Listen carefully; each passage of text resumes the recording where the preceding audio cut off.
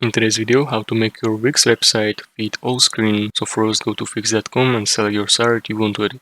Once you're on the dashboard, click on Edit Site in the top right corner, and on the left-hand panel, click on Add Elements, and then scroll down and select Stripe. Choose Classic Blend Stripe, which gives you flexibility in layout, and then click on Change Background. Set opacity and color to 0 in background settings to make it invisible. And next, click on Layout icon and choose Add Cone to divide it into two sections.